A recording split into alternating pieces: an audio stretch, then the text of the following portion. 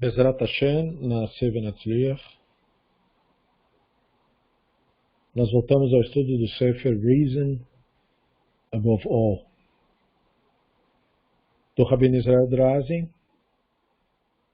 Esse é o último capítulo da segunda seção do livro, capítulo 28.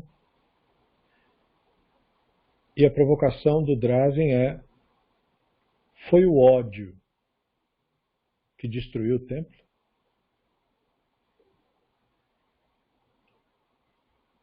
Ele começa o livro dizendo, nesse capítulo, o primeiro templo foi construído por Shlomo, foi destruído completamente em 586 antes da Era Comum. O segundo templo foi erigido sob a liderança dos seus descendentes, bem como dos sacerdotes e exilados que voltaram da Babilônia em 536 antes da Era Comum.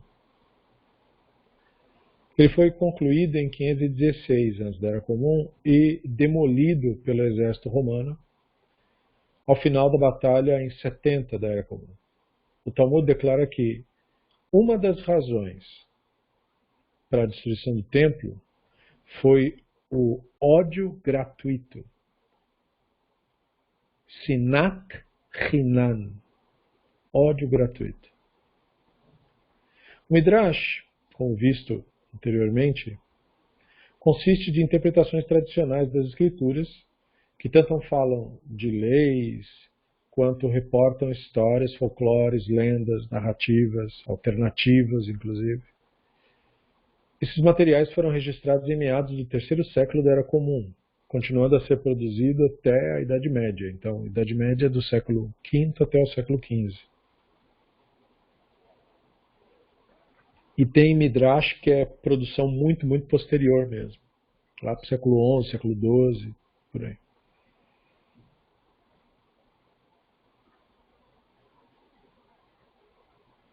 As composições midráshicas são frequentemente organizadas em formato de comentários ou homilias, que quer dizer sermões, né?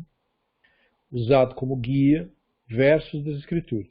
Ou seja, eles se orientam colocando os versículos e criando narrativas conforme citam os versículos. A ideia, em tese, do Midrash é fazer esse trabalho. Entretanto, ao contrário do que se imagina, eles não esperavam que todos os textos fossem cridos literalmente. Nem queriam que judeus acreditassem cegamente nos materiais que não lidavam com leis. A intenção deles era transmitir o entendimento que eles estariam apresentando via parábola, um ensino moral que não deveria ser confundido com os fatos. Os dois Talmudim possuem sermões não legais de cunho midrástico. Então há quem diga que o Midrash é para nós tipo uma literatura, um tipo de literatura. Pode ser. Satisfaz um TCC numa faculdade falar isso. Mas o Midrash é mais do que um tipo de literatura. Ele é um tipo de se comunicar. Ele é um jeito de falar. Ele é um jeito de expressar as coisas. O Midrash, portanto, para mim, se aproxima muito mais da poesia. E daí eu não preciso criar um novo estilo literário. O estilo literário do Midrash é a poesia. O Midrash é uma obra poética. Porque ele imita, inclusive, ele expande o ar poético da própria Torá. E o Midrash ele tem duas características. Ele tem o Midrash Haggadah e o Midrash Halachá. O Midrash Haggadah são os Midrashim que trazem folclores, lendas, histórias diversas. E o Midrash Halachá são os Midrashim, só que lidam com leis. Exemplo de um Midrash Halachá. Nós temos no Talmud, do ponto de vista jurídico, por assim dizer, os rabinos discutindo sobre quais preceitos exigem que a pessoa se sacrifique e não viole. E aí o Talmud diz, bom, Avodah Zará, a idolatria, o assassinato e a profanação da sexualidade, que tem a ver com a Avodah Zará. Por esses preceitos, o Talmud fala, a pessoa tem que morrer e não fazer. Todos os demais mandamentos da Torá você pode violar se você estiver sob risco de vida.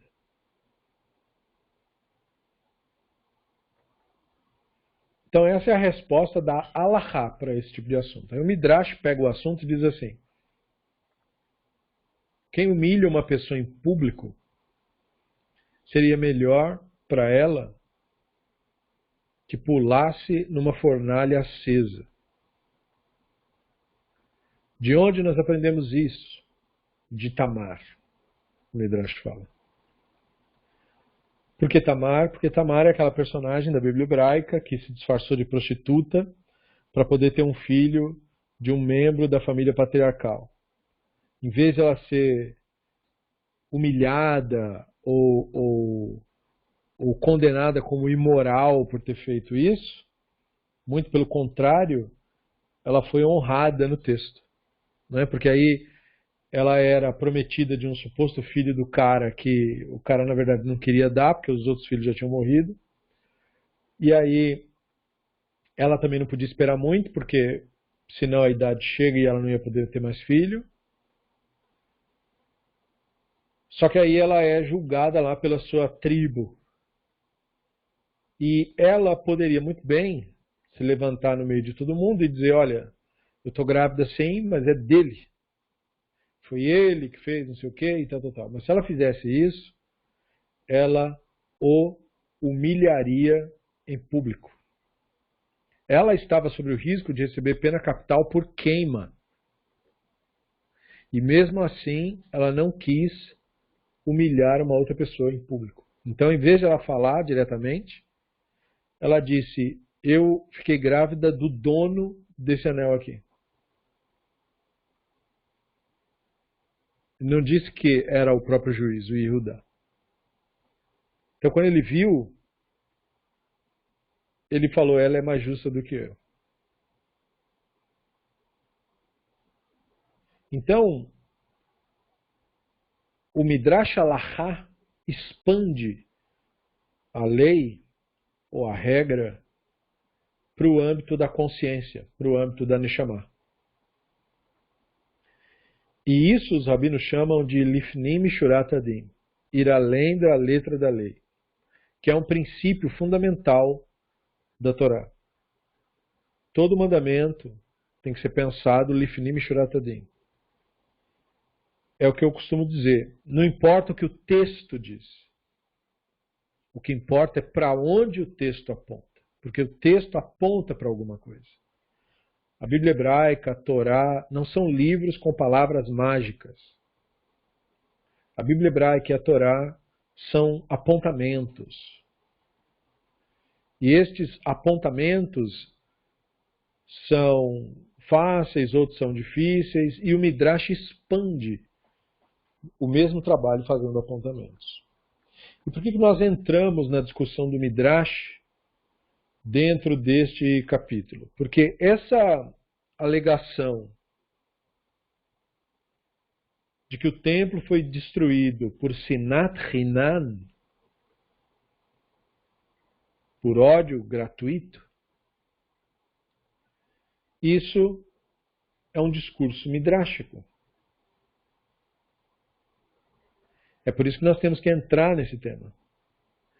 Porque a grande questão e a grande dificuldade que grande parte das pessoas tem ao lidar com uma tradição letrada como a nossa, uma tradição que produz texto, livros e livros infindos, é saber distinguir o que considerar literalmente e o que considerar metaforicamente. Me parece, especialmente aos iniciantes, que esta é uma das suas maiores dificuldades.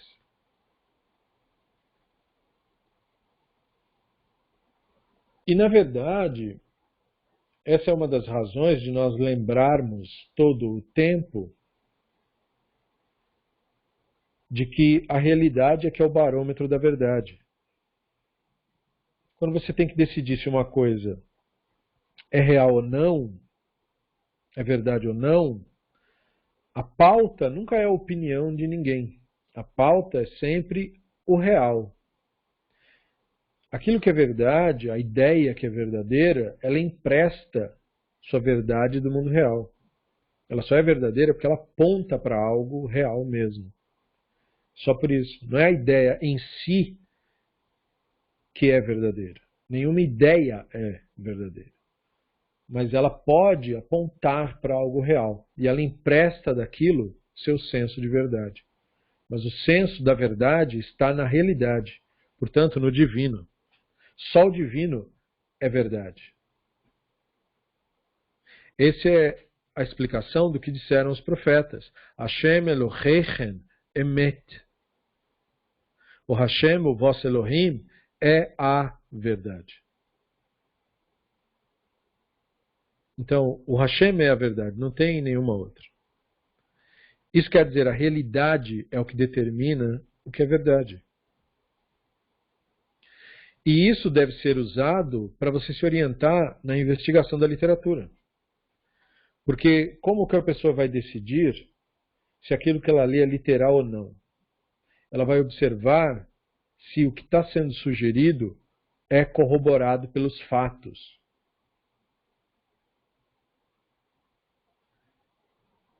E se não for, ela não pode considerar literal. Então eu não preciso de muito esforço para saber que quando o texto diz que o Yehoshua rezou e o sol parou, aquilo é uma figura de linguagem. Eu não preciso de nenhum tipo de instrução extra. Eu tenho que constatar isso imediatamente. E o motivo disso é que eu sei como o mundo real funciona, ou eu devo saber. E sabendo como o mundo real funciona, então eu sei que o texto expressou em o nome do Yehoshua não pode ser aquilo. Que o texto está pressupondo uma visão que já foi refutada. Ele está pressupondo uma visão de que o sol se move.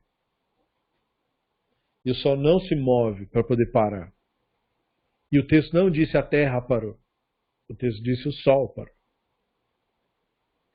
Então o texto está falando sobre a percepção que aquelas pessoas tiveram naquele momento.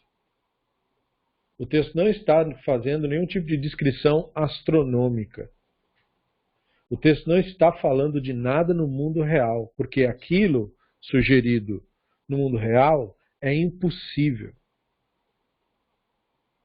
Então eu não preciso de nenhum tipo de ginástica teológica para justificar uma loucura, sob pena de estar me esforçando para defender o meu próprio delírio e a minha própria loucura. Da mesma forma, o cara que tenta usar ciência para justificar fantasma.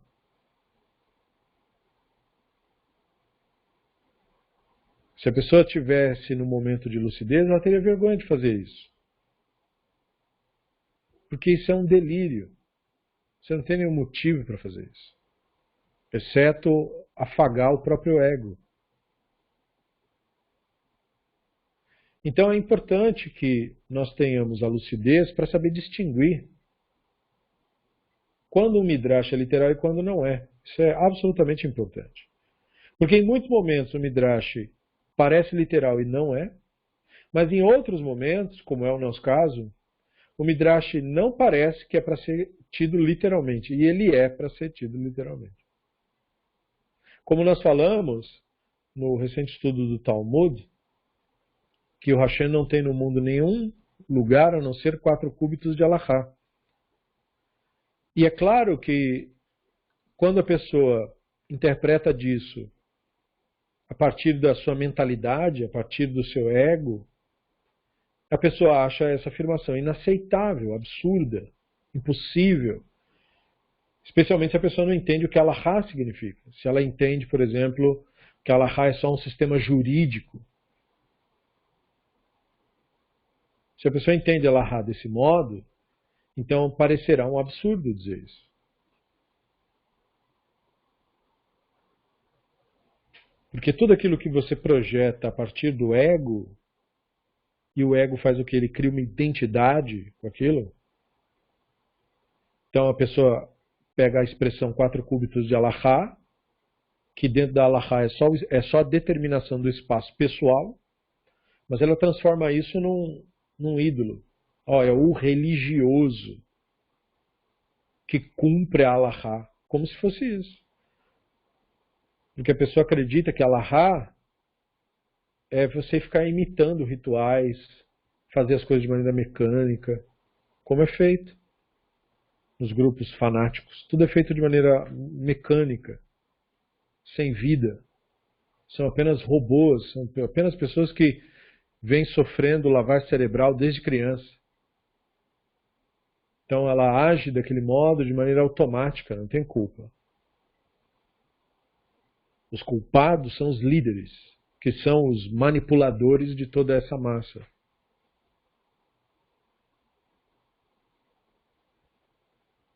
E aquilo ali, todos esses ritos, tudo isso daí é vão. Porque o ato de mitzvah, para ser verdadeiro, ele tem que ser consciente. Ele tem que constar com a sua presença, com a sua atenção. Não com a sua crença, com o seu fanatismo, nada disso. Para se preencher do divino, a pessoa tem que se esvaziar de crenças e opiniões. Então, não perceber isso impede entendimento do Midrash. E aí priva a pessoa de avançar no estudo. Então, os questionamentos que esse breve capítulo nos traz primeiramente, o que o Talmud diz, especialmente, sobre a destruição do templo. E, dado que o comentário do Talmud sobre o final da história do templo não é material de Allahá, mas de Agadá, como vimos, o Talmud está dando o real motivo da destruição do templo. E qual é a visão do Ramban sobre os danos produzidos pelo Sinat Hinam, o ódio gratuito.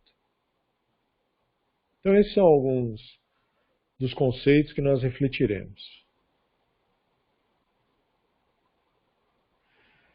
A narrativa do Talmud sobre o final do templo. O Talmud Bavli, tratado de Yomá 9b, propõe a reflexão do motivo pelo qual o templo foi destruído. Se ficou a impressão que o templo não teria sido destruído, dado que os judeus estavam ocupados com a Torá, com os mandamentos e com a prática da Tzedaká. Adicionalmente, no feriado do Yom Kippur, uma reza era recitada assegurando que estes 3 atos ou gestos, sendo observados, anulam o mau decreto. Talmud admite que a maior parte dos judeus eram pessoas boas e justas, mas informa que o ódio era tão daninho que superava a segurança provida pelos justos, causando assim o fim do templo. Isso ensina que ódio gratuito é considerado em igual senso de gravidade aos 3 pecados mais graves da tradição: idolatria, profanação da sexualidade e assassinato. O Talmud explica que o povo comia e bebiam juntos e então se atacavam com a adaga de suas línguas.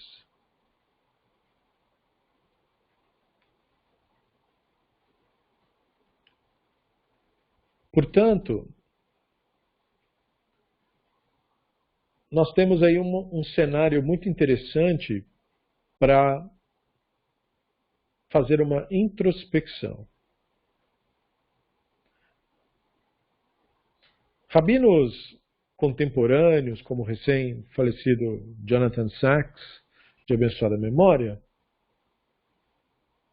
costumavam comentar nesses períodos sobre esses trechos de que o primeiro templo foi destruído por causa de idolatria. Israel praticava idolatria e aí isso se tornou tão grave que acabou vindo o decreto da destruição do templo. E o segundo templo é interessante, porque aí não era mais a idolatria antiga, é um novo tipo de idolatria, Mas era o excesso de religião. Então, no primeiro tempo teria sido falta e no segundo, excesso. O período do segundo templo é o pior período da história judaica, não só por causa da destruição do templo, mas por causa do excesso de comunidades religiosas e de religiões que surgiram ali e, enfim, geraram no mundo o que geraram, o que nós sabemos, que está nos livros de história. Violência, morte e destruição de povos inteiros, que prossegue até hoje.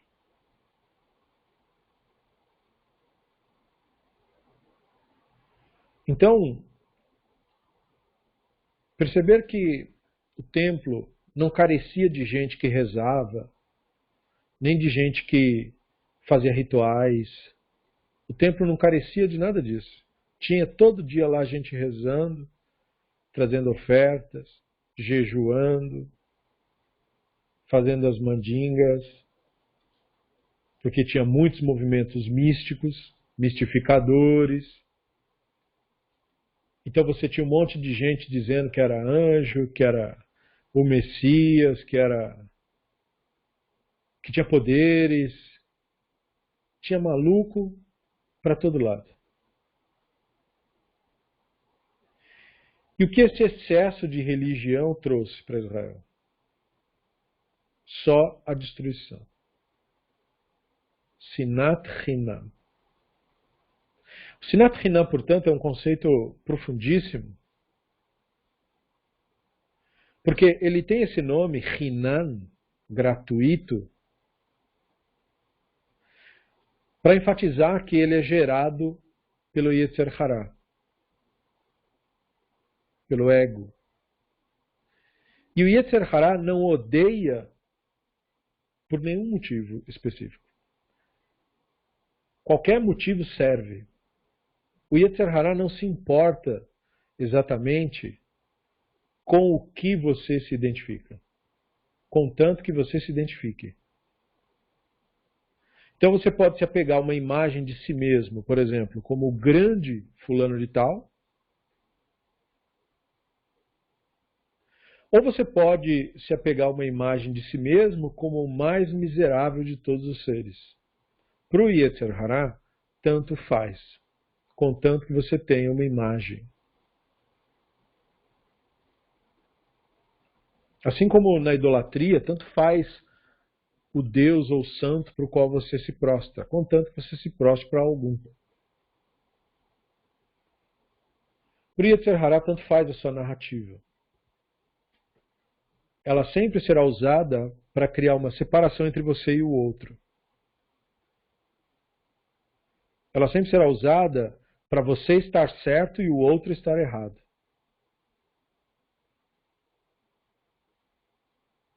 Para você lidar assim consigo e para você também acusar os outros à sua volta de estarem fazendo isso.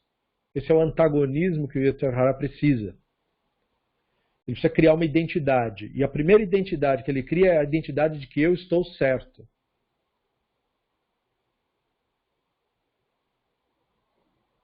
E os fatos são que ninguém está certo e ninguém está errado. Porque o certo e o errado não estão nas pessoas humanas.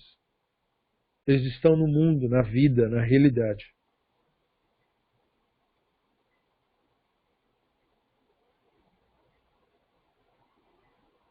Mas o Yetzer Hará cria essa falsa identidade. E esse desejo de estar certo gera conflito inevitavelmente. Por isso que o ódio do Yetzer Hará é gratuito. Ou seja, ele não precisa ser provocado por nada. Ele, em geral, não é provocado por nada.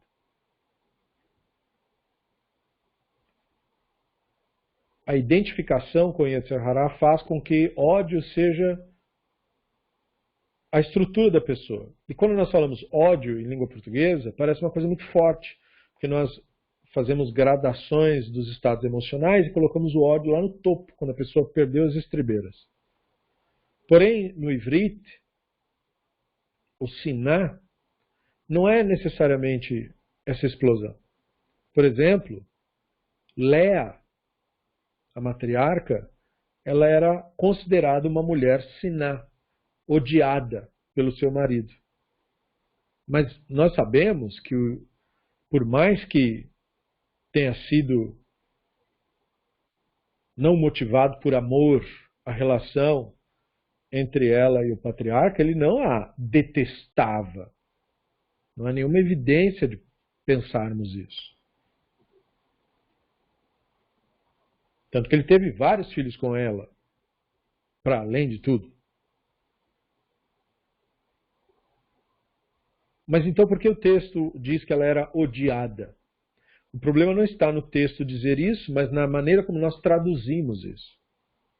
O problema está na palavra da nossa língua, não no texto hebraico.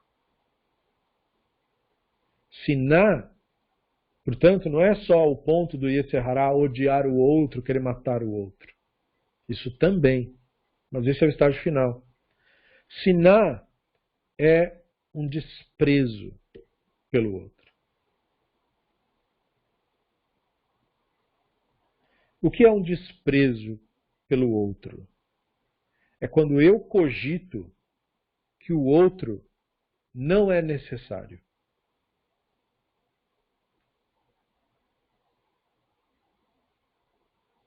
É assim que você justifica a matança. Como que os povos europeus justificaram o assassinato de tribos indígenas inteiras? Dizendo que eles não são necessários para a civilização.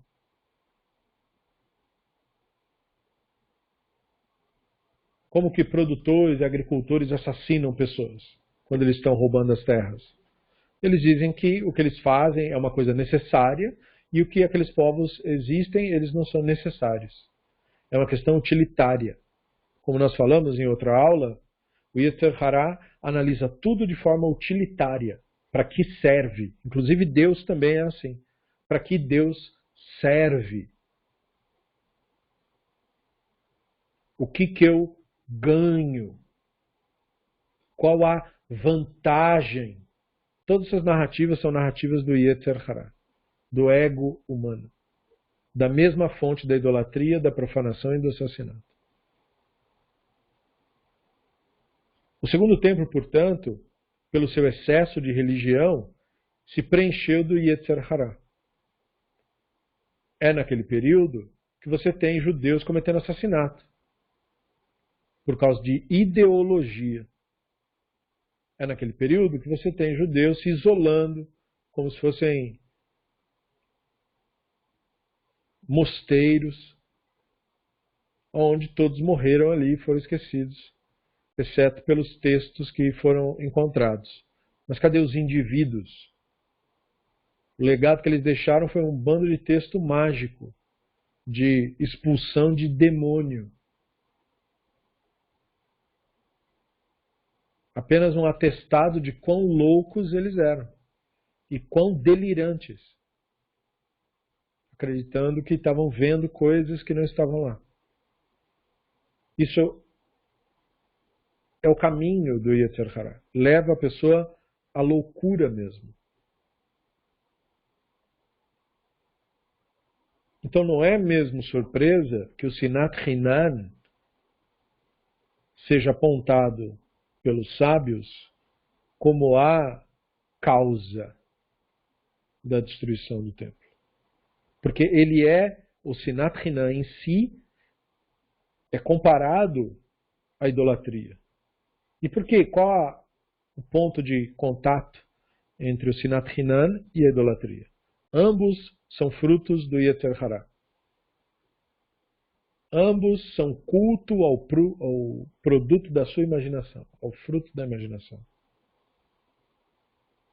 Mas aonde o Sinat Hinan tem um ponto de conexão com a profanação da sexualidade, então? Porque profanar a sexualidade, ou seja, cultuar isso, transformar isso num rito religioso, em vez de parte natural da vida, faz com que a pessoa perca, nesse processo, o valor do outro ser humano. Porque nesse ponto, a ideologia, a crença religiosa, fica acima do que o ser humano é.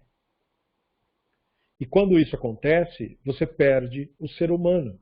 Perdendo o ser humano, você perde o contato com a Neshama. E perdendo o contato com a Neshama, você perde o contato com o que é sagrado. Então, o Sinat Hinan, como ele é um profundo desprezo pelo outro, ele tem tudo a ver com a profanação da sexualidade. Porque, no fundo, se uma pessoa quer meramente usar uma outra pessoa, ela a despreza. Tem gente que gosta, inclusive, de expressar isso abertamente. E tem pessoas que são tão identificadas com a narrativa de vítima que têm prazer nisso, em ser agredida, ou simular que está sendo agredida, ou ser levemente agredida. Todas essas fantasias do ego humano derivam desse mesmo problema, do Sinat Hinam. A pessoa não percebe que isso é ódio gratuito. Mas ódio contra quem, alguém perguntaria? Contra si mesmo é a resposta. Porque o Yetzer Hará odeia a todos, mas também odeia você. O seu Yetzer Hará não te defende. É por isso que é do Yetzer Hará a sugestão de suicídio.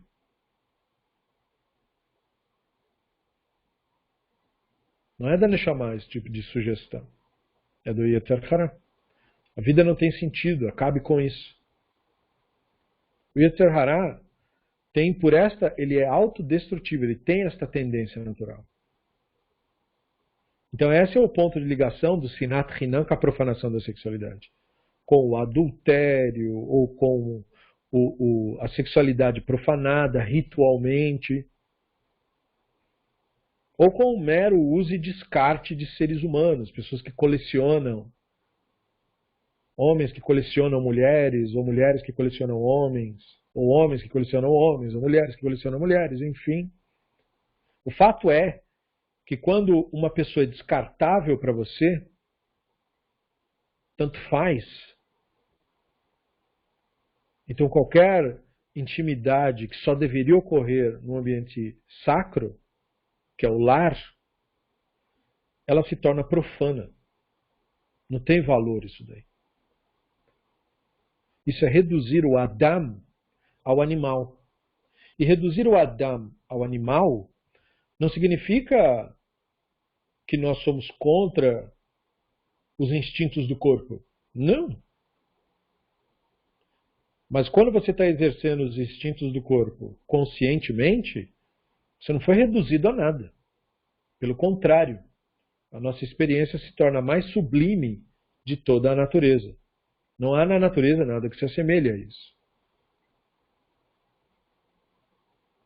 Mas a partir do momento que a pessoa perde o contato com a Neshama, não há mais o outro. Então, neste caso, houve uma grave profanação de si mesmo e do outro. E o Yetzer Hará não se importa nem com você, nem com outra pessoa. Tudo que ele quer é que haja uma identificação com a qual ele possa se apegar e crescer através disso. E qual a relação do ódio gratuito com o assassinato? Óbvia. Você só comete assassinato, ou permite um assassinato, ou colabora com o assassinato, se a outra vida não importa. Se você estiver com esta narrativa em mente. Essa é a narrativa, portanto, que permite os pecados mais graves dentro da nossa tradição. O Sinat Hinam, o ódio gratuito. Então entenda que o ódio gratuito é uma narrativa do Yetzer Hará. Não é um sentimento. É uma narrativa. É a identificação com religião. É o que fez, e em muitos países ainda faz, cristãos assassinarem outras pessoas. Em nome do amor e de não sei do que. Em nome do quê? Em nome da ideologia.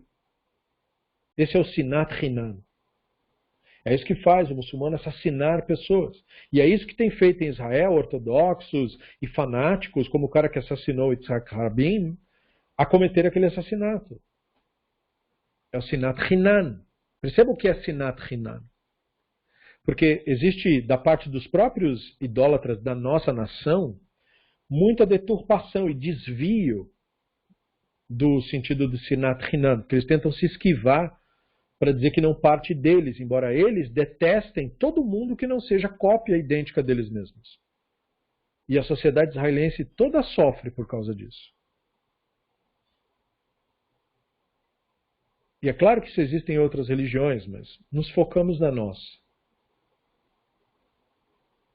Então, como eles desviam o sentido do Sinat Hinan? Porque eles dizem que se você denuncia um charlatão no meio deles como charlatão, o que diz lá que tem poderes de milagres, e você declara, ele é mentiroso, ele mentiu, ele não tem esses poderes. Aquilo nunca aconteceu, aquilo é fraude. É fraude. Não se trata de nada, é que é fraude. Ué. Ah, mas eu vi no vídeo. É fraude. Aquilo é uma montagem que foi feito para ser daquele modo. Foi para dar uma impressão mesmo, é que nem show de auditório. Qual é a impressão que tem que dar? Que é tudo ao vivo. Mas tudo é ensaiado antes. Da mesma forma, nesses locais. E as pessoas são induzidas, manipuláveis, crédulas, tolas, portanto. E na maioria adultos, a maioria até alguns passados da idade. Então quando alguém lúcido de cá olha aquilo, se você não toma cuidado, você se identifica.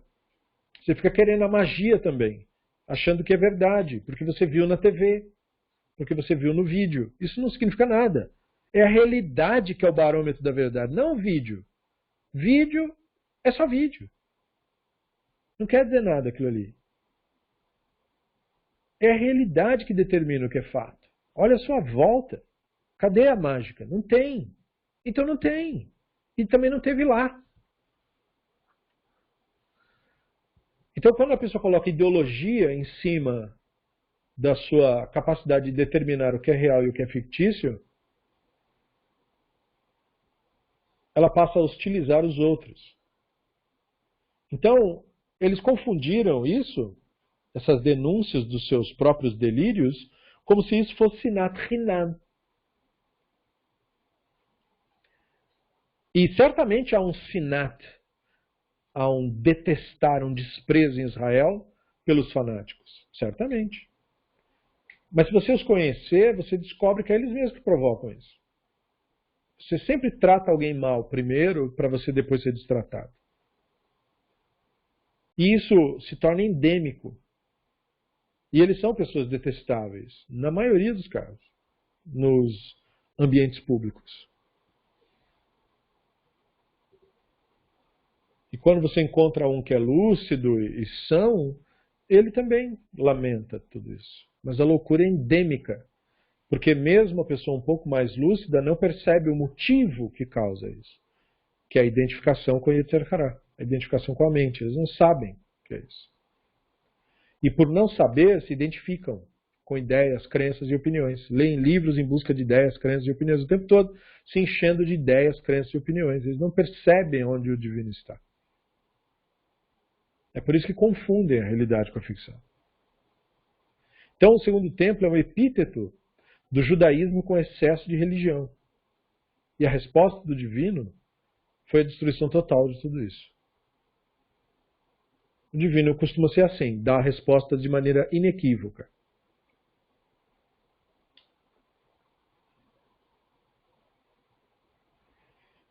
Então, poderia o ódio gratuito, sentido pelos judeus daquela época, ter sido a causa da destruição do templo? Isso logo de cara parece racional de se dizer. Uma emoção, se a pessoa interpretar ódio gratuito como se fosse uma emoção, não é, como eu já expliquei, mas se fosse uma emoção sentida por uma pessoa em relação a outra, não afetaria a viabilidade do templo e da nação. O Talmud, como veremos, responde que eles estavam se referindo aos líderes do povo. Veja isso, note isso muito bem. Porque é mais uma coisa que os fanáticos dizem. Ah, você não pode falar do fulano, porque o fulano é um grande líder. Para quem? Só se for para gente maluca que o segue. Mas e daí? O maluco agora é referência de grandeza? Ah, mas tem milhões de seguidores. Ué? Posso te apontar uns 100 lunáticos no mundo que também tem milhões de seguidores. O que isso quer dizer? Então, o Talmud, quando diz que havia Sinat Hinan, nem estava acrescentando a menção da população.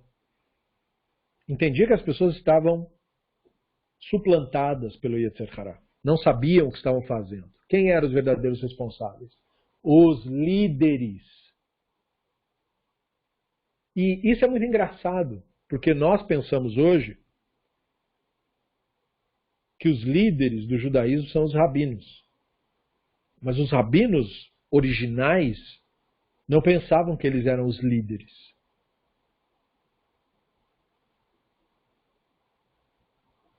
Hoje, em meio ao fanatismo, os rabinos são cultuados como os grandes líderes. Para eles mesmos, eles nunca foram líderes de nada. Eles só eram judeus comuns que estudavam o Torá e compartilhavam. Só isso. É por isso que os rabinos que eram da Babilônia, que é a maior academia que teve, eles nem queriam o título de Rabi. Por isso que eles eram chamados de Rav. Nem termina, né? Tira o Yud da palavra, porque eu sou menos do que um Rav, do que um Rabi. Eu sou um Rav só. E naquela época isso era considerado uma coisa pequena. Não tem nem a conotação que tem hoje. Como se fosse um título dignatário. Não é um título dignatário. Não quer dizer quase nada essa palavra. Ela certamente não tem nenhum valor comercial. Então, eram os líderes que desencaminhavam a população. E é muito importante nós entendermos isso, porque hoje em dia são os líderes que desencaminham a população. As pessoas contra as quais nós temos mais que desconfiar são os rebes, são os grandes fulanos de tais. Porque é destas pessoas que está vindo lá em Israel o discurso de ódio, a perseguição a seres humanos, a desumanização dos palestinos. Isso vem dos líderes religiosos atuais, esses que quando eles escrevem o nome eles colocam Admor. Estes, quando eles escrevem os nomes, eles colocam Shlita, que quer dizer a paz seja com ele. Como que eu vou desejar que a paz seja com um cara que incita ódio para os outros? E essas pessoas são personagens. É por isso que se pode dizer os nomes deles também. Porque não é o ser humano de fato. É aquela personagem. E aquela personagem causa muito dano. Então é bom que desapareça. E ainda que a lucidez chegue para alguns, os insanos são sempre mais numerosos. Então, o Talmud, como veremos, responde que eles estavam se referindo aos líderes do povo, incapazes que eram de unirem-se para combater os romanos, se fosse o caso, por estarem em conflitos uns contra os outros. Então, o Drazen coloca essa visão para nos lembrar um pouco, né, que, na verdade, os hebreus daquele período já estavam fadados à conquista há muito tempo. Desde o exílio das 10 tribos, onde Yehudá ficou como o povo, e Yehudá sempre bancou de ser a tribo mais forte, a que vencia as batalhas e blá blá blá, e sempre desprezava as demais tribos. Tratava eles como subalternos, como hoje os judeus que se dizem de sangue, eles são racistas, acreditam no mito racial, porque é só isso que faz uma pessoa dizer que é de sangue, que esse tipo de loucura certamente não faz parte da nossa tradição. E aí essas pessoas também desprezam profundamente o convertido, o não judeu nem se fala, né? E, portanto, se você estiver no mesmo âmbito que a pessoa, ou seja, dentro do âmbito da tradição, você percebe isso com muita clareza. Você não percebe isso se você estiver fora do âmbito da tradição. Por exemplo, numa empresa e tal. Aí não. Porque esse ego, essa identificação, ela se manifesta dentro do contexto judaico. O ego cria uma identidade a partir da tradição, a partir dos textos. E aí o ego começa a dizer, eu sou isso. E é nesse contexto, é nesse espaço social que o desprezo vai ocorrer. Fora dali não vai. Por quê? Perante um goi, o judeu é só um outro ser humano. Bom ou mal, competente ou incompetente, mas não tem nada que ver. A menos que o goi seja antissemita, que aí ele já tem uma ideologia com ele. Se ele não for antissemita, não faz diferença. Se o cara é judeu ou se o cara não é judeu. Para ele, tanto faz isso daí. Ele nem vai querer saber disso. Então não vai haver hostilização. E aí esse goi vai dizer, não, o judeu é legal, se ele descobre que o cara é judeu. Mas é porque ele não está no mesmo espaço social dele. Quando você está dentro do espaço social, do espaço da tradição, aí você descobre o Yetzer Hara. Aí você vê o ser humano identificado com narrativas. Então, esses líderes do povo, do passado e do presente, eles sempre foram maus gestores. Sempre procuram tomar as piores decisões. E o motivo não é falta de inteligência. Inteligência eles têm e muita. O motivo é cegos por ideologia. Eles colocam a narrativa acima do ser humano. E isso é esquecer completamente a Torá. Então não importa se o cara cita Talmud de cor. E eu só falo de textos fundamentais, porque o outro vai dizer, ele sabe o Zohar de cor. Isso aí é que nem saber Harry Potter de cor. Isso aí tanto faz isso daí. Mas os textos fundamentais, a pessoa pode até saber de cor, mas não quer dizer nada, não melhora você em nada. O que melhora você mesmo é você perceber, usar os conhecimentos que a tradição te dá para você superar o Yetzer Hara em você mesmo. Esse é o objetivo de tudo isso. Senão não serve para nada. O ódio também destrói vidas de não líderes. Enquanto o ódio gratuito pode não ser tão poderoso, no sentido de mágico, a ponto de destruir o templo da nação literalmente, o Talmud Bavli diz que o ódio de uma pessoa pode causar dano ao separar famílias, que é a primeira coisa que a idolatria faz, e isso afeta toda a sociedade.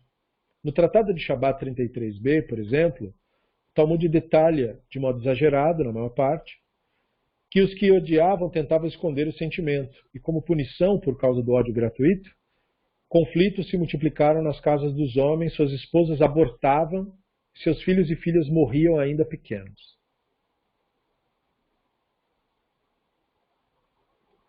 Percebam a sequência dos eventos. O Sinat Hinam, o ódio gratuito, leva a conflito. Porque você não admite o outro. Esses conflitos, eles não são somados. Eles são multiplicados. Isto é, eles crescem exponencialmente. Rapidamente, como um fogo que se alastra. Por isso, nas casas dos homens, como que um conflito sai na sua casa e vai para outra casa? Ele vai através dos membros da sua família. Vai através do Lashon Hará, que alguém vai fazer para alguém, que um diz que disse do outro, e aquilo vai espalhando. Isso adoece o ser humano. E as primeiras vítimas, os rabinos viam, eram as mulheres. Por isso que eles dizem, as mulheres abortavam. O aborto espontâneo ele pode ter muitas causas. E uma delas são os traumas. Os conflitos. As disrupturas emocionais. A partir do momento que isso acontece com uma mulher, Chas v'Chalila, ela sente como se ela tivesse falhado em alguma coisa. Porque, em geral, o Yetzer Hara vem, cria uma identidade de que esse mal aconteceu comigo, E aí o Yetzirah diz para a pessoa que a culpa é dela. Que ela que é responsável por isso. Aí o Yetzirah vai vir todo esse papo furado de coach. Você é o senhor da sua vida, você é responsável por tudo que acontece, é a sua mente que faz tudo, e não sei do que. Você tem que mudar o seu pensamento. Não tem narrativa mais falsa do que essa. Por que eu sei que essa narrativa é falsa? Porque o pensamento não é criado pela sua vontade. Então, como que você poderia mudar uma coisa que não é você que faz? É a mesma coisa você tentar, com o poder do seu pensamento, parar o próprio coração. Tente, com o poder do seu pensamento, fazer o seu estômago não digerir o alimento. Isso não existe. Tente, com o poder do seu pensamento, mudar a cor do seu cabelo. Isso é nonsense. Loucura. Então, do mesmo modo, nós não temos escolha sobre os pensamentos. É exatamente por isso que nós devemos observá-los e não nos identificar com isso, porque não somos nós que estamos fazendo isso. A primeira grande confusão do ser humano neste mundo é achar que os pensamentos são seus. Não são. O cérebro é autômato. Ele pensa as coisas sozinho. Inclusive, ele cria histórias sozinho. Ele faz associações sozinho. Nós passamos a maior parte da vida com o cérebro nos usando. E não nós usando o cérebro. A maior parte da nossa vida é assim. Por isso as decisões estúpidas, com justificativas ruins.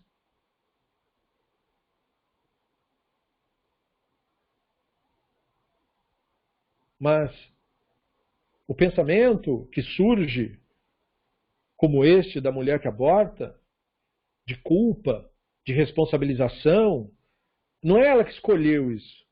Isso vem de maneira automática, porque desde criança ela escuta que as coisas são culpa dela.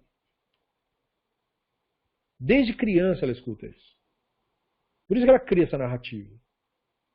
De que você tem que fazer as coisas. Aí que responsabilidade direta, que poder da mente uma mulher tem sobre o feto que está gestando? Não tem como. Ela só tem que aguardar.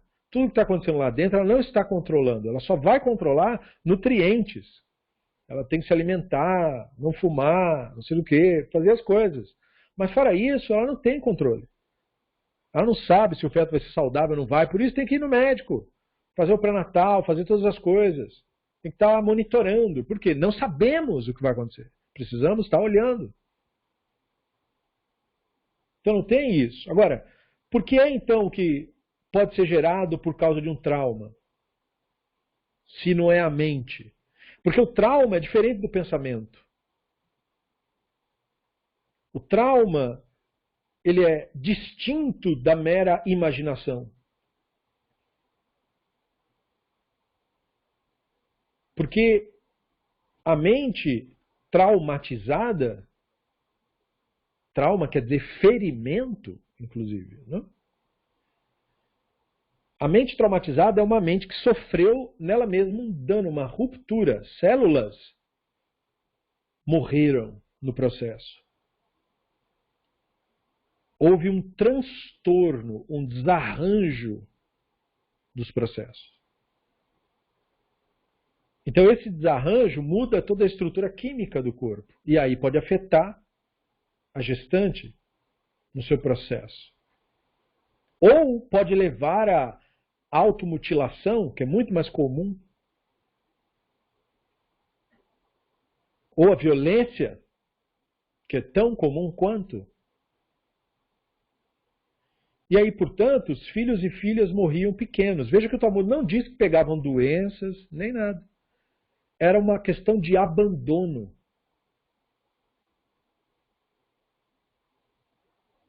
A idolatria e a identificação com crenças e opiniões gera abandono. E você vê isso em comunidades fanáticas, onde eles têm dezenas de filhos e todos crescem sem afeto. Se tornam pessoas horríveis. Que também vão criar seus filhos sem nenhum tipo de afeto. E afeto não é bajulação, nem dar coisas. É estar presente. Mas como a única preocupação da pessoa é com religião, não há nenhum tipo de presença. Porque não é o ser humano que importa. O que importa é se ele está de kippah ou não. Se ele está com a roupa preta e a camisa branca. O ser humano que está por trás de tudo isso não interessa. Interessa se você está nas conformidades. Ou seja, você coloca a ideologia acima do ser humano. Então, no Tratado de Avot, 2.11, o Talmud diz, Rabino Yehoshua disse, um olho mau, o Yetzer Hará, e o ódio às criaturas, tira a pessoa do mundo. O Yetzer Hará causa morte, literalmente. O Tratado de Moed Katan, 18b, narra que algumas pessoas suspeitaram que Moshe, o profeta, havia cometido adultério quando ele ficou com a mulher Cushita, a etíope. Né? E é interessante esse termo, porque Cushit é como se chamava um ser humano com a pele escura no mundo antigo. E a expressão Cushit em hebraico quer dizer belo. Então Moshe se casa com uma mulher Cushit, e aí acharam que ele não devia, e não sei do que, enfim. E aí o Talmud fala assim, o que os fez cogitar tal coisa? O Talmud responde que não havia base para suspeita. Ou seja, nós cometemos outro grave erro. Uma pessoa foi acusada de algo. Ah, então deve ter feito alguma coisa. Quem é você para falar isso? Chas v'chalila. Você não sabe disso. Então por que está dizendo isso? Isso vem do Yetzer Hará. Da ideia de você já condenar de antemão a outra pessoa. Não é nem contigo o negócio. Da mesma forma, então o Talmud fala, o que as pessoas fizeram? O que o Moshe fez para as pessoas desconfiarem dele? O Talmud diz, não, ele não fez nada de errado. Não se trata disso. Não se trata de, suspeitar então deve ter feito. Não, ele não fez nada, não. Isso é sinat hinan. O ódio do Yetzer Hará é um ódio gratuito. Não precisa fazer nada. Basta você existir. É assim que o Yetzer Hará funciona. Esse é o jogo que ele faz. Por isso a facilidade de difamar, de mentir. Criatividade para fazer o mal. Então o Talmud diz que a inveja de algumas pessoas motivando seu ódio. E o ódio levou à rebelião. E a rebelião levou à difamação. Yevamot 117a, 118b, fala do ódio gratuito em várias leis relacionadas também. Se explica que ódio entre familiares são especificamente daninhos, pois afetam toda a sociedade, ao contrário do que as pessoas imaginam. As pessoas têm aquela frase, roupa suja se lava em casa, como se aquilo que acontece na casa dela e na família não tivesse nenhuma afetação na sociedade. Isso é um pensamento delirante. Você faz parte da sociedade, quer você queira, quer você não queira. Tudo o que acontecer com você afeta a sociedade toda. O Silvio está fazendo uma observação ali de outro tipo de jargão que parte de uma presunção equivocada. Onde tem fumaça tem fogo, é o que dizem, e o Silvio diz uma dedução precipitada porque hidrogênio no ar também gera fumaça. Muito bem, coloca a volta. Exatamente isso. Nós temos essa dedução precipitada. Você expressou até melhor do que eu. Essa dedução aí. Nós presumimos culpa em quem nós não sabemos. Eu nem estou dizendo tem culpa, não tem culpa. Lembre-se sempre do que o Pirkei Avot nos ensina. Não diga ao juiz, ei, aceite a minha opinião. Porque é ele que tem que julgar, não você. Isso é uma advertência contra o Lashon Hará da nossa parte. Eu posso ler qualquer notícia, mas eu não sei daquilo. Ah, o cara contou tal coisa, então tá. O que você acha? Eu não acho nada, porque eu não sei. Não, mas está escrito, mas eu não sei. Eu não consultei nada, eu não tenho o conhecimento do que aconteceu. Eu não sei. Pode ser, pode não ser. Há muitas probabilidades em muitos casos. Existem criminosos tão contumazes que você já presume, esse foi pego, bom, ele já tinha um histórico de criminoso. Mas existem pessoas que são absolutamente, eu desconheço, não sei de histórico de criminoso. Então por que eu vou supor? Eu desconheço, eu não posso presumir. Da mesma forma que nós dizemos que você não pode presumir alguma coisa antes de saber, você tem que saber separar o ser humano da narrativa. Nossa crítica ao fanatismo desconsidera as vítimas do fanatismo que estão lá. Como o Talmud fez. Não é a população que é culpada, são os líderes que são culpados. Porque um líder não é uma pessoa. E sim, ele pode acreditar que é, porque o ego faz a pessoa acreditar que é. Mas independente do que o ego acredita, líder não é uma pessoa, líder é um símbolo. Então o mau líder tem que ser denunciado mesmo. O charlatão tem que ser revelado. Isso não é em detrimento da pessoa. O ser humano iludido é uma vítima do pensamento e do Yetzer Hará. Então, o Talmud explica que esse ódio gratuito ele surge em gente que está perto. A primeira vítima do ódio do Yetzer Hará, aqui no Brasil principalmente, são mulheres. São agredidas e assassinadas pelos seus maridos.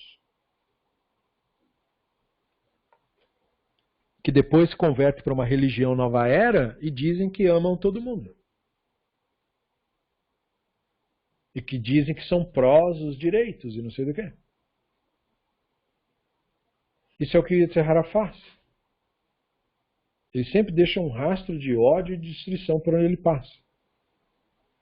Então é por isso que ele afeta diretamente familiares. E afetando familiares, ele afeta toda a sociedade. Ou seja, não precisa ter uma manta mágica do Yetzer Hará sobre toda a cidade. Basta o pequeno ódio semeado em cada família. E o que as pessoas dizem sobre famílias? Na família, brigarem é normal, as pessoas dizem. Briga de família, normal. No sul do Brasil, um dos crimes mais comuns é assassinato entre parentes.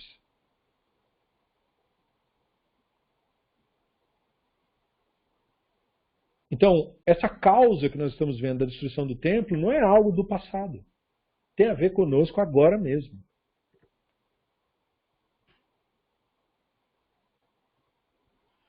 O ódio foi a única razão da destruição? Talmud Bavli, no Tratado de Shabbat 33a, declara que, por meio do crime de derramamento de sangue, o templo foi destruído. Esta pode ter sido a opinião de um outro sábio, outra motivação da destruição. Entretanto, é possível que derramamento de sangue seja um eufemismo para o Sinat Hinan, que teria levado ao fim do templo, o ódio que leva ao assassinato. Mas o ódio é o real motivo? Quando o Talmud diz que o Sinat Hinan, o ódio gratuito, levou à destruição do templo, se pretendeu que isso fosse considerado literalmente. Como falado antes na introdução à Mishnah de Avot, o Ramban ensina que materiais narrativos do Midrash eram sermões dos rabinos, parábolas adaptadas ao entendimento popular, para que pudessem aprender alguma moralidade. O ouvinte deveria ser informado depois que não eram literais, mas apontavam para uma verdade a ser entendida e seguida. Ele escreve que as pessoas aceitariam conteúdos narrativos como verdadeiros, quando o argumento fosse razoável, e admitiriam como falso aquilo que não fizesse sentido algum. O Midrash tem linguagem própria, como fruto e casca. Midrash é um fruto que não se come a casca. É claro que existem exceções. Às vezes o Talmud e o Midrash fazem declarações literais, mas não haverá dificuldade nisso. O ensino sobre ódio gratuito indica ser um destes. Um exemplo de um caso literal, de que o ódio gratuito, o Sinat Hinan, literalmente levou à destruição do templo. Porque o ódio gratuito não é uma força mágica, é a força da ficção da mente humana. Essa força não é mágica. Ela existe no cérebro de todo ser humano. O problema da nossa espécie é que a nossa espécie, quando se torna consciente, ela tem essa dificuldade de lidar com a realidade como ela é. Nós passamos tempo demais, do século V ao XV, e até mais, século XVII é que começa a clarear as coisas, nós passamos tempo demais com visões equivocadas a respeito de nós mesmos e da natureza. O cristianismo se expandiu no mundo, incutindo nas pessoas uma porção de crenças fictícias, de ódio a si mesmos, de humilhação do ser humano, impondo as coisas mais absurdas sobre violência, porque ninguém lúcido aceita aquilo de boa. Então o cara tem que te ameaçar de que vai te queimar vivo para fazer você ou ter feito seus antepassados engolirem isso daí. Mas a violência, a imposição, não podem para sempre calar o ímpeto do ser humano, a curiosidade do ser humano. Mas ela causa um dano incomensurável, ao ponto de fazer uma pessoa chegar na terceira idade repetindo mitologias, como se aquilo fosse verdade. E aí você vê quão inútil, porque a pessoa é inteligente para tudo o mais, mas ela ainda não sabe distinguir a realidade da ficção. Ela ainda confunde. É impressionante. Não é? E esse tipo de carência é uma das marcas, das cicatrizes que o Yetzer Hara deixa na mente. É o trauma, é o ferimento, a ferida que o Yetzer Hara deixa na mente. E a nossa espécie carece desta habilidade de separar o mito, a história, do que é real. Porque mesmo uma história, digamos, jornalística, no sentido pleno da palavra, não que eu viva num país onde jornalismo seja feito, na maioria dos casos, com o critério que deveria, mas supondo uma utopia, o jornalismo teria que reportar os fatos. Mesmo esses, aspas, fatos de um jornalismo bem feito, mesmo isso é só uma interpretação. Não é o fato de fato. O fato de fato sempre está no mundo real. Nunca sai de lá. Não é transformado em texto. Nem em livro, nem em jornal, nem em nada. Portanto, todo texto é um recorte, é um olhar.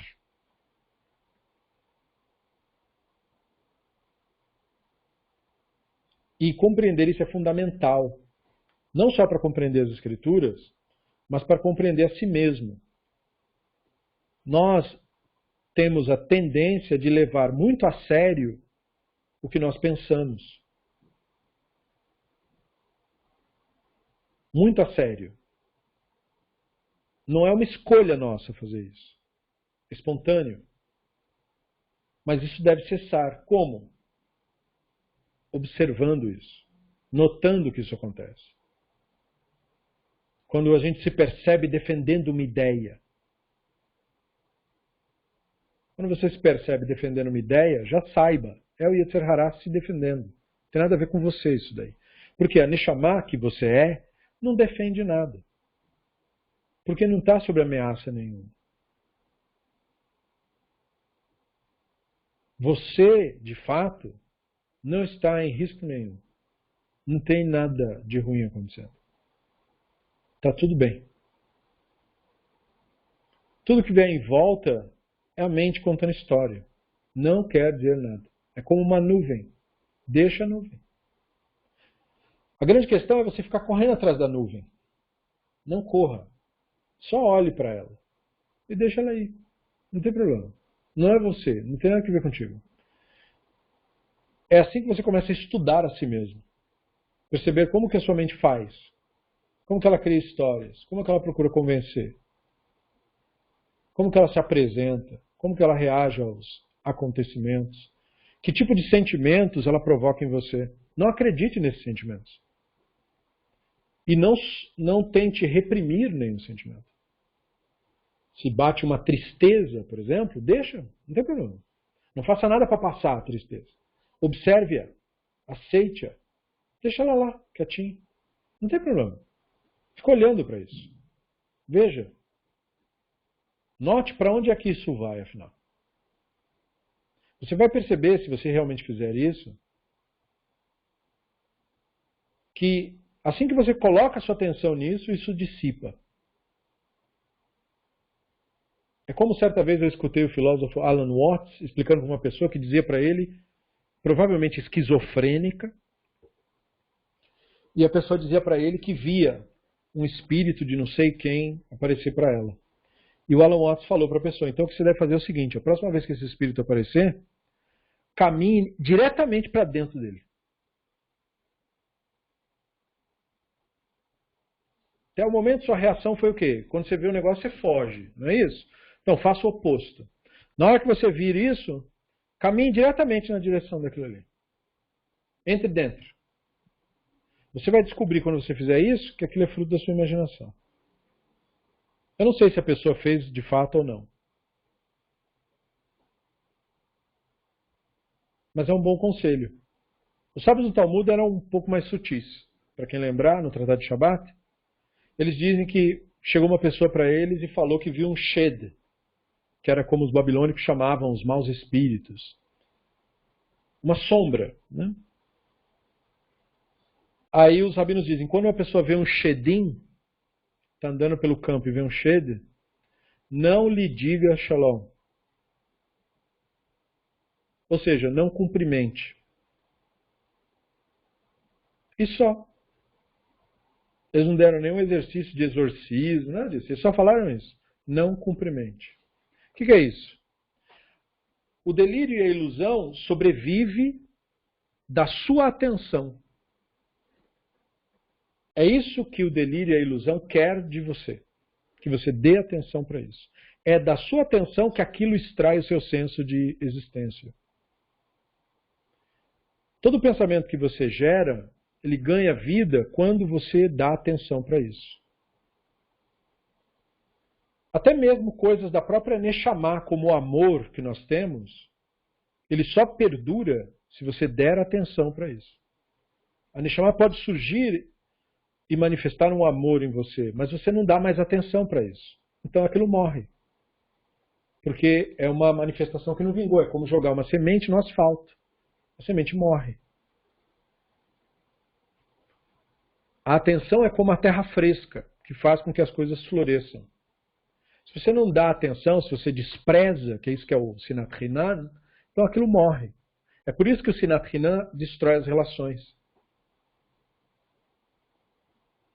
Então sim, é literal mesmo que o Sinat Hinan causou mesmo a destruição do templo.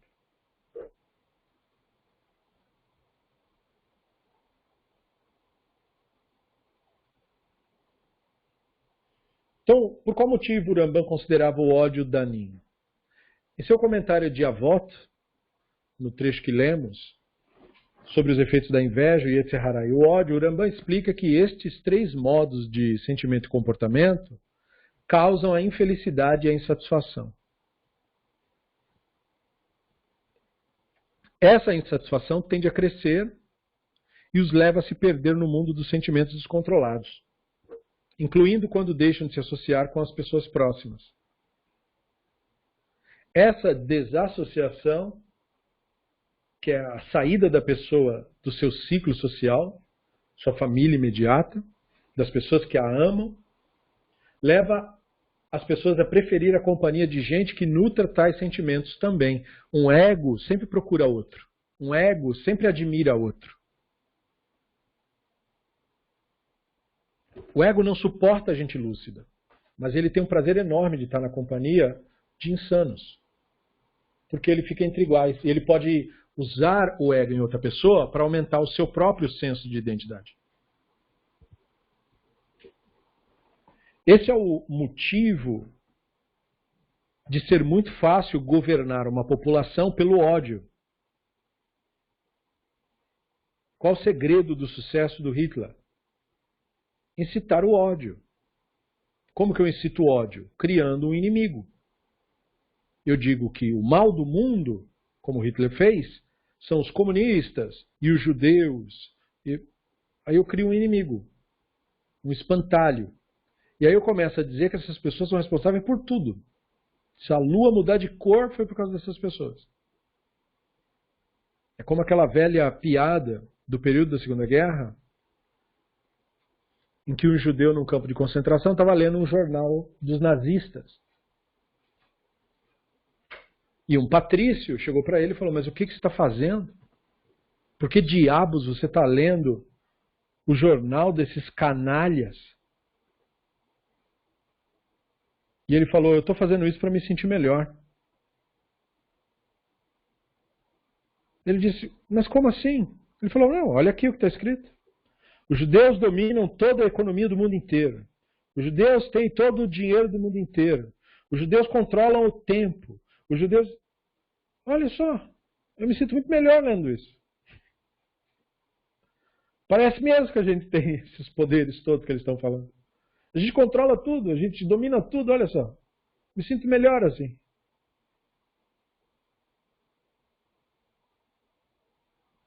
O Sinat Hinan cria com o outro ser humano um espantalho. E ele cria um espantalho positivo também. Ele pega uma pessoa que não corrobora com os valores fundamentais da sagracidade e diz que essa pessoa é sagrada. Toda pessoa é sagrada, mas o ego não é sagrado. E a maior parte das pessoas é identificado com a narrativa do ego. E um dos primeiros sinais é a crença em ilusões. Esse é um sinal inequívoco. Ninguém lúcido acredita em espírito. Ninguém são faz isso. Ninguém sequer. Ninguém. Então, o grau de loucura no ser humano se mede pela capacidade deste ser humano de distinguir realidade de ficção. E quanto mais loucura, mais a pessoa perde do sagrado. Até o ponto de ela se tornar completamente profana. Mas o Yetzer Hara inverte. Ele vai pegar a pessoa completamente profana e vai dizer que a pessoa é livre. Não há liberdade no Yetzer Hara. O Yetzer Hara é a escravidão do ser humano. Então o que o Yetzer Hara faz? Ele coloca uma pessoa dizendo que ela é sexualmente liberada. Porque a pessoa confunde achando que isso é liberdade, ela acha. É um delírio. Isso não é liberdade, isso é escravidão. É escravidão aos instintos. Profanação do que é sagrado. A liberdade verdadeira é quando você consegue exercer o controle sobre aquilo. Quando você consegue ambientar algo.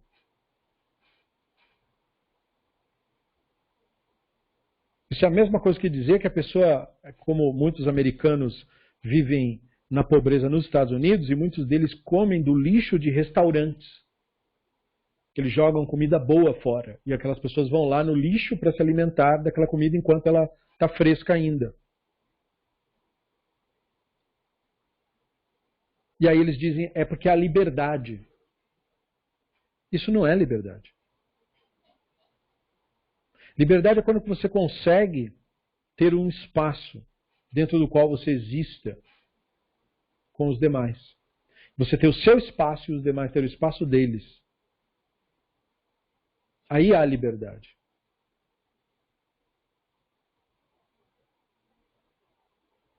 Então percebam que o Yetzer Hara inverte todas as narrativas, mas ele tem sempre uma característica que permite identificá-lo.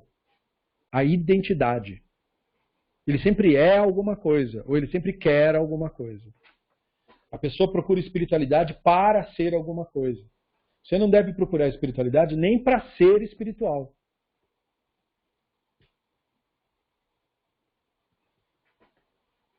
Saber que isso acontece naturalmente é uma coisa. Buscar isso ativamente é outra. Você não precisa ser nada além do que você é. O que você é precioso para o Hashem. Tudo que você não é supérfluo. Essa é a grande descoberta. E é isso que o Sinat Hinan impede de ver. O Sinat Hinan impede de ver que você basta. Do jeito que você é, você basta. O seu valor está em você mesmo, na Neshama que você é. Sem nenhum tipo de crença, sem nenhum tipo de religião, sem nenhum tipo de concordar com a ideia A, ideia B ou ideia C. Nada disso importa para o divino. Só importa você, de fato, que é a manifestação do divino. O divino não tem nesse mundo nenhum lugar a não ser 4 covas de Alahá. Então, Sinat Hinan impede de ver isso.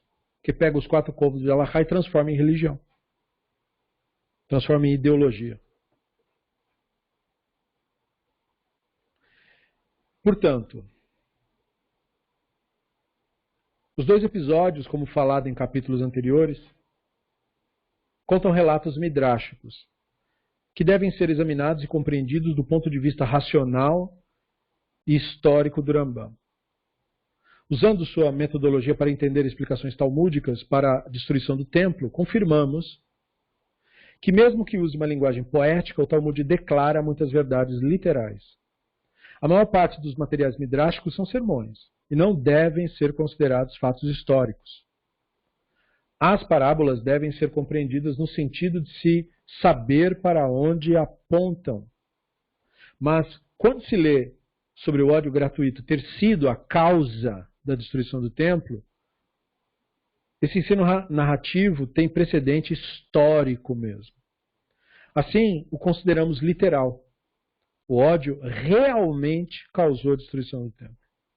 O Talmud dá exemplos do modo que o ódio gratuito destrói tanto o indivíduo quanto a sociedade. E é especialmente danoso no caso de líderes, porque as decisões deles afetam populações. A história revela que foi isso mesmo que ocorreu no período do templo. Grupos e seitas existiam e se antagonizavam. Se fossem unidos, teriam saído melhor em negociar, ou mesmo na guerra, se fosse necessário. Assim, a declaração do Talmud deve ser entendida literalmente.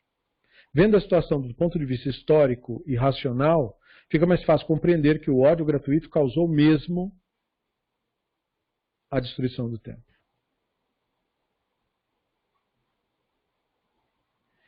E a destruição do templo é a destruição do nosso contato com a Neshama. Quando o ser humano está totalmente suplantado pelo Yetzer Hará, o templo que ele foi destruído. É por isso que a pessoa não é mais sagrada, é profana. E é por isso que eu não digo para um idólatra, todo ser humano é sagrado, você também é sagrado. Não, ele não é sagrado. Ele é profano, ele se profanou na idolatria. E essa tem que ser um pouco a nossa lucidez. Não é todo mundo que é sagrado. A Neshama é sagrada. Mas a Neshama não está manifesta em todo mundo. Na maioria não está. Isso não é um julgamento, isso é uma determinação de um fato. Eu não tenho culpa da pessoa andar na loucura e não saber distinguir realidade de ficção. E a propósito, nem ela tem culpa. Isso é identificação com Yetzer Hará. É a mente identificada. A pessoa está inconsciente. Não há santidade na inconsciência. Não tem nada que ver com isso. Nossa confusão é pensar que santidade é o que eu gosto. É aquela religião pautada no ego. Santidade é o que me faz bem. Muita coisa faz bem. E pode mesmo assim, ou melhor, causa boa sensação, porque o faz bem é um julgamento. Causa boa sensação seria a melhor expressão. Como ritos idólatras, que causam boas sensações. Afinal, eles são projetados para causar mesmo. Quem não gosta de dançar, de pular, de cantar? Todo mundo gosta de fazer isso. Então tem um momento para ficar dançando, pulando e cantando, todo mundo gosta de fazer isso. Isso não torna a idolatria sagrada. Não é a sensação boa que torna alguma coisa válida. Esse é o problema do Sinat Hinan. Qual? Ódio traz uma sensação boa. Quanto mais ódio você sente, mais certo você se sente. Mais justificado você se sente. Por isso que a pessoa chega a cometer um ato de violência e deriva prazer disso. Ódio não necessariamente faz você se sentir mal. Só se você estiver lúcido você se sente mal. Identificado, você se sente magnífico. É só você ver como lutadores de MMA, quando eles estão se esmurrando e se espancando, como eles declaram que aquilo é sublime. Porque é prazeroso para o Yetzer Hara a violência, a humilhação do outro, a dominação, a predação, a destruição. O Yetzer Hara extrai prazer disso, se sente poderoso, se sente maior. Então a nossa confusão é achar que idolatria é o que faz mal. Nunca nenhuma idolatria fez ninguém se sentir mal. É exatamente por isso que ela é perigosa.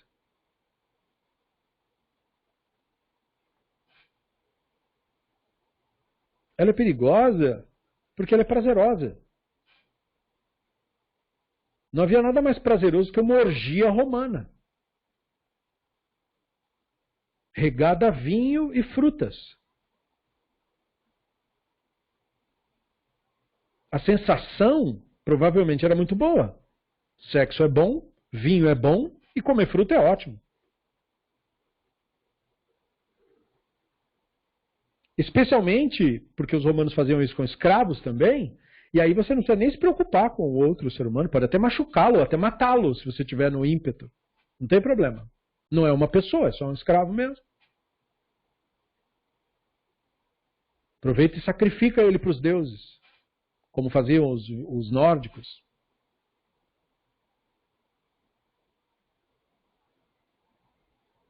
O Yetzer Hara quer nos vender essa narrativa de que é por meio das nossas sensações que a gente determina o que é o do divino e o que não é. Novamente, caindo na armadilha de você julgar a espiritualidade com base no pensamento, no que eu gosto e do que eu não gosto. A idolatria não é recusada por ser necessariamente desagradável. Algumas eram. Algumas eram.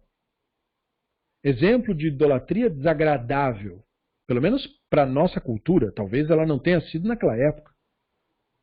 Para nós seria uma coisa meio desagradável. Era o culto do Baal Peor. Era um culto escroto, muito esquisito. Porque você cultuava o Baal Peor com os seus excrementos, líquidos e sólidos. Porque para eles o prazer de você evacuar era a homenagem que você prestava para o Deus. Então os rabinos até dizem, em qualquer idolatria, se uma pessoa em desprezo urinar naquilo ou tal, tudo bem. Exceto no culto do Baal Peor, pessoal. Nesse não pode. Por quê? Porque você está corroborando com o rito. Então veja, eles não analisavam o que é ou não a Avodah Zará com base no gosto ou não gosto, está todo mundo sorrindo ou não está. Não se tem notícia de nenhum tipo de Avodah Zará onde as pessoas iam chorando. As pessoas estão sempre rindo, às vezes usam alguma coisa, aí fica mais alegrinho ainda. É tudo amor, daqui a pouco estão, né, se pegando e não sei do que, porque estão achando que amor é isso. Ninguém enxerga nem chamar de ninguém, porque estão suplantados pela identidade e sob o efeito da substância. E não entendem que tudo isso faz parte mesmo da vida, da realidade, mas que os instintos humanos, eles precisam acontecer dentro do templo. Por isso o símbolo do templo, que tinha um muro, e que tinha o local santo, e que tinha o local santo dos santos, aquilo é a nossa vida. É como nós temos que experimentar os prazeres da vida. Todos os prazeres você pode experimentar, desde que seja dentro do templo, não fora de lá. Essa é a profanação. Por isso que Israel vive toda hora sendo xingado de prostituta na Bíblia hebraica. Porque ia buscar fora. Não é fora, é dentro. Dentro você pode, fora não pode. Então o Sinat Hinan, ele profana essa percepção, essa lucidez. Porque ele fica se justificando na sua libertinagem, dizendo que nós somos reprimidos. Nós não estamos reprimindo nada. Porque dentro do templo, tudo é liberado. Assim como esse é o símbolo. Nós temos o Shabat, que vai ser o tema do próximo capítulo, onde não pode fazer as 39 obras, mas dentro do templo pode fazer tudo. Por quê? Porque o templo é liberado. Então isso é o sinal do usufruto da vida. Você pode usufruir das coisas na sagracidade do seu lar, da sua família, sem mentiras, dentro do ambiente sagrado. Então você tem que criar um ambiente que seja mesmo um templo. Um ambiente de cumplicidade, um ambiente de não julgamento, um ambiente da plena aceitação do outro como ele é. E dentro desse ambiente, sim, o ser humano pode se expressar de maneira plena, porque ali é seguro. Mas quando o Yetzer Hara suplanta a pessoa, você perde até isso, porque os templos, que são esses espaços onde a Neshama se manifesta, eles são destruídos. E aí você vê violência ocorrer dentro da casa. Isto é, aonde deveria haver um templo. Por que aquela violência ocorreu? Porque o templo foi destruído pelo Sinat Hinan, pelo ódio gratuito do Yetzer Hara. Essa é a mensagem desse capítulo. Por isso que nós lemos aquele Midrash literalmente.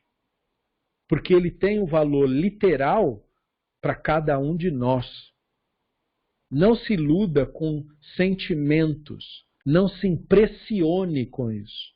Observe e contemple aquilo que parte da sua Neshama mesmo. Isso aí é que é verdade. É isso que deve te guiar. Não o que você pensa. O que você pensa tanto faz. Você pensa uma coisa agora, depois vai pensar outra. Porque não é você que pensa. O pensamento acontece em você. Não é você que faz acontecer. Acontece naturalmente.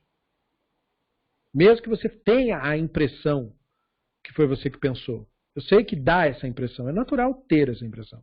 Mas neurologistas fizeram testes sobre isso para ver mesmo. Não. Segundos antes de você tomar a decisão, o cérebro já tomou a decisão. Seja para beber água, seja para dar fome, seja por que for.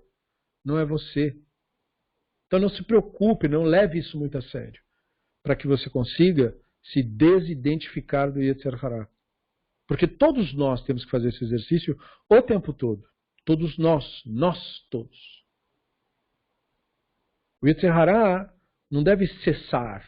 O Yetzer Hara deve ser observado. Uma vez observado, é como você colocar o carro no ponto morto, para quem dirige. O que acontece no ponto morto? Separam-se duas peças que geram a tração. O motor continua girando, mas a peça que gera tração, o transformador, ele abre. Ele para de encostar naquilo. Parando de encostar, mesmo que o motor continue funcionando, não gera tração. Assim é o pensamento quando ele é observado. Ele é como você colocar a mente em ponto morto. O motor continua funcionando, os pensamentos continuam acontecendo, mas não gera nenhum tipo de tração. Não vai te afetar em nada. Não afeta a tua serenidade, não afeta a tua calma, não afeta a tua verdade. E aí você não se identifica com isso. Não é você. Você só observa. E esse conhecimento todo que você usa para investigar você mesmo te capacita a ajudar uma outra pessoa. Você não pode ajudar ninguém se você não conhecer bem você mesmo. E ajudar é parte da natureza da Neshama. Mas essa é a ajuda correta. Essa é a ajuda que importa. Enquanto o ser humano está no Yetzer Hara, ele carece. Ele sempre vai ser um carente. Porque é o Yetzer Hara que cria a carência. Isso não quer dizer que nós não precisemos do afago e do amor. Mas o amor que nós precisamos, ele é espontâneo. Porque se não o for, não é amor. Se ele depende de uma circunstância, então não é. O amor que é amor, ele não depende de nada. Como os sábios disseram na Mishnah. O amor que nasce com motivo cessa com a causa que o fez nascer. O amor que é espontâneo dura para sempre.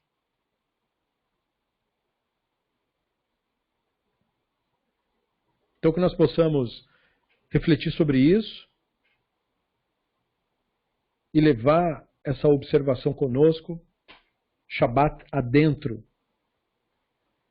E eu desejo um Shabbat Shalom a cada um de vocês, um excelente final de semana, o que quer que você faça, para onde quer que você vá. Bezrat Hashem Itbarach, concluímos mais um capítulo, The Reason Above All. Esse é o último capítulo da segunda parte do livro, de modo tal que a terceira parte começa no próximo capítulo. Muito agradecido a você por sua atenção preciosa, pela presença, pelo apoio ao projeto.